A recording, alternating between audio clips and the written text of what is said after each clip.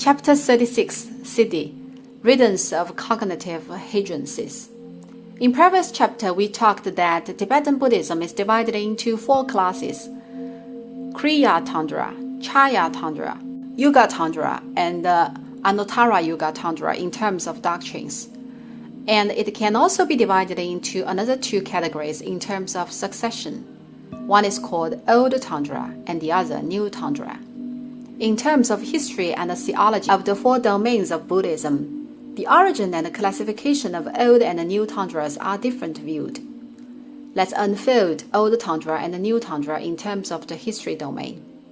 According to legendary accounts, Old Tantra was created by Nagarjuna and introduced to Tibet by Padmasambhava and Vimalamitra during the first propagation period. And the main school that succeeds the Old Tantra is Nyingma sect, Red sect. New Tantra reveres Master Atisha as the founder, and its root treatise is Buddhipata Pradipa, Lamp for the Path of Enlightenment, Puti Dao Cidi Denlun. Then it was introduced and spread to Tibet by Venerable Sutra translator Renche Sampo. New Tantra was handed during the second propagation period, and its main schools are Kadang and Gelug.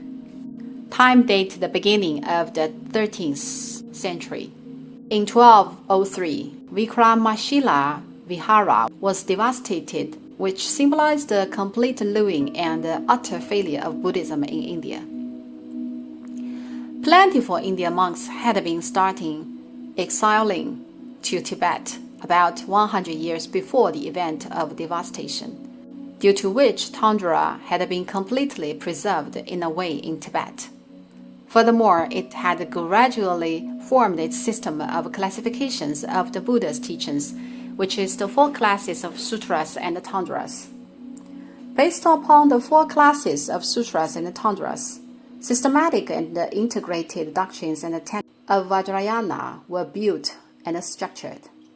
Of the various schools of Buddhism, Tibetan Buddhism is the one which is very adept at absorbing doctrines and tenets from others. Not only did it almost completely inherit and develop the Tantra of India, but also incorporate into its system the local primitive religion of Bon. But also it partially ingested the esoteric sect of Han Chinese Buddhism. Upon all these diverse constructions, Tibetan Buddhism has formed its distinctive features in terms of canons, practice stages, which actually are the sequence of religious conducting, religious rituals, and the religious administration system. Traditionally, Tibetan Buddhism is termed the Tantra of Tibetan Buddhism of or Western Tantra, which is adopted to differentiate the esoteric sect of Han Chinese, which is called Tantra of Tang Dynasty, and to differentiate the Eastern esoteric sect of Japan, Shingon. But term Western Tantra is not appropriate indeed, since it is literally in correspondence to the Eastern esoteric sect of Japan in terms of location. As a matter of fact, term Eastern esoteric sect is not derived from the fact that Japan lies to the east of China. Japanese monk Kokai Konghai set up his head monastery at Todaiji, Great Eastern Monastery of Japan, after he took Tantra of Tang Dynasty from Qinglong and the Daxingshan monasteries of Xi'an, China, to Japan. Hence, the word Eastern in term Eastern esoteric sect does not refer to the location of East, but the Great Eastern Monastery. Given that in mind, it is not appropriate to name the Tantra of Tibetan Buddhism as Western Tantra or Western esoteric sect.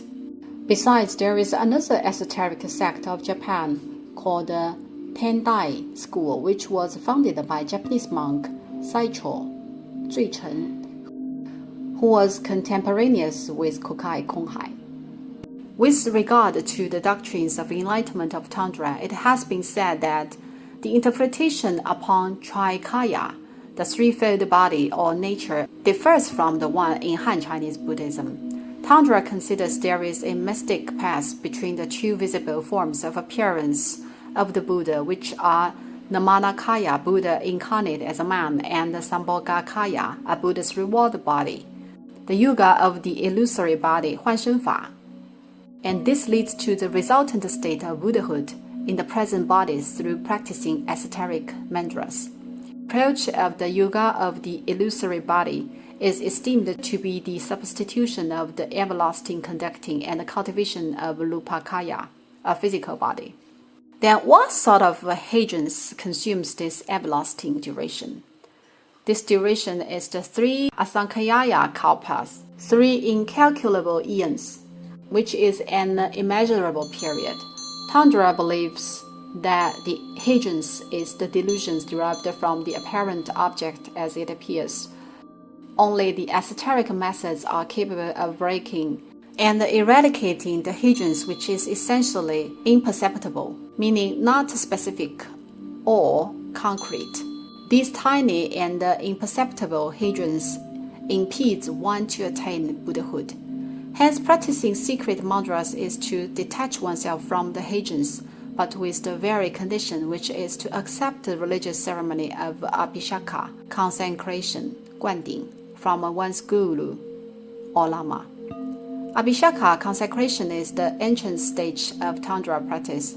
Hence, in addition to the traditional 3 refuges which are refuges to the Buddha, the Dharma, the Sangha, Tantra has the extra refuge to Lama or Guru. One cannot practice Tantra if he does not have his own Guru. The 3 Aya kalpas have to be experienced for the one practices based on the traditional 3 refuges. If you want to take a shortcut, you have to encounter a wise Guru or teacher. The earliest practice of Tantra of Tibetan Buddhism was in Shigate, southwest to which there is a place named Sai. Sharab Sangya, disciple of Tsongkhapa, set up the earliest place for practicing of Tantra of Tibetan Buddhism called Tantra of Sai sect, Sepai Mizong, by which the gurus or lamas of the esoteric hall, Tantric Zatsang of the Yonghe Palace are all designated. Repeatedly, the first stage to practice Tantra is Abhisheka, also called the empowerment ceremony. This ceremony is to enlighten the Buddha nature of a practitioner by the religious rituals. In short, there is a threshold gate, and your guru will guide you to cross over this very gate, and then you may start the practice and the cultivation with your own effort. But during the process of your practice, your guru must be accompanying you. Why? Since the practicing is an arduous journey, one time of Abhisheka is not enough to ferry over to the other shore of suffering, Nibbana. There are 4 classes of Tantra, for each of which Abhisheka is needed to be implemented. Otherwise, you are not able to step into next stage, which means you can't conduct practice without a certain round of Abhisheka. Tantra considers Abhisheka of supreme importance. Abhisheka is firmly deemed the essence of the esoteric teachings. Without Abhisheka, even though one is prodigy, who is an obstacle to all the doctrines and of zealous practice, such as the versatile master of Han Chinese Buddhism, this one is not capable of attaining the siddhi, spiritual emancipation. In other words, you won't manage to be of the complete attainment of Buddhahood. Repeatedly speaking, even one is a top expertise in Buddhist philosophy who is proficient in all round doctrines of Buddhism, one is still not capable of attaining the ultimate siddhi in terms of theology of the 4 domains of Buddhism. This means that there is a hurdle which can't be crossed over at all, but Abhisheka. Now I would briefly introduce the rituals of the Abhisheka of Tibetan Buddhism.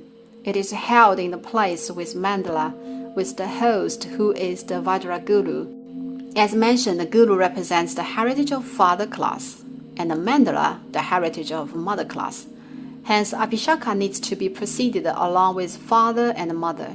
First of all, activities of purification have to be taken on the mandala, and the ritual decoration of your specific stage needs to be prepared, and also your corresponding Satya Devata needs to be served. Then the practitioners take the shower and change to clean clothes, and then the Vajraguru holds the golden jar with sacred water and sprinkles the water on the head of the practitioner. By the way, the golden arm for Jingping Ceqian system is exactly transformed from the golden jar. This abhishaka is called water consecration, 下密灌顶, which is the primary abhishaka. Upon the completion of the water consecration, the Vajraguru will teach you the corresponding mantra, since mantra varies from different esoteric stages. Besides the mantra, the Guru imparts you is not allowed to be leaked to any other one, which means the practitioner needs to keep the esoteric teaching to himself strictly. Now you may understand why ordinary people can't practice Tantra, as it is forbidden to be divulged. Furthermore, the Guru won't pass on the same mantra to different practitioners, though these ones proceed the same round of water consecration. On the one hand, you can't divulge the mantra to anyone, and on the other hand, it is futile even you do so. Why? Because after the water consecration, your Guru will select a Satya Devata suitable only for you, together with the mantra based on your natural capacity. And then you may formally start off the practice of Tantra.